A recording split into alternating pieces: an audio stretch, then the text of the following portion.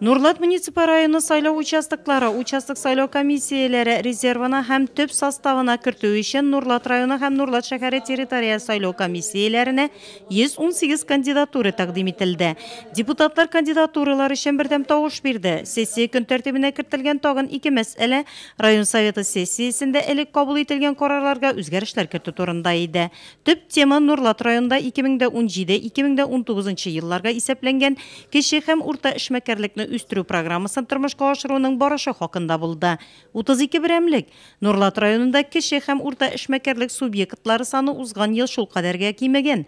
Бүгенге көндә алар 1431. Шуларның 369-ы икътисади актив кече предприятие, 1062 индивидуаль эшмәкәр.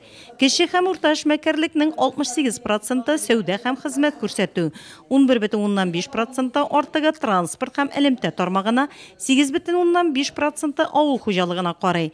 Районда җитештерелгән тулай территория продуктның 9,2% кече һәм урта бизнес өлешенә туры килә. Роль предпринимательства в развитии нашего района, в создании его экономической и политической стабильности очень велика. Сегодня, когда наша страна находится в сложном экономическом положении, предпринимателям сохранять и уж тем более развивать свой бизнес непросто. Ильяс Әхмәтҗанов чыгышында районда кече һәм урта эшмәкәрлекне үстерү программасы җентекле итеп анализланды. Аны нәтиҗәле итү юллары күрсәтелде. Алдагы 2 елга билгеләнгән планнар бәян ителде. Депутатлар сессиядә каралган һәр мәсьәлә буенча тиешле карарлар кабул иттеләр.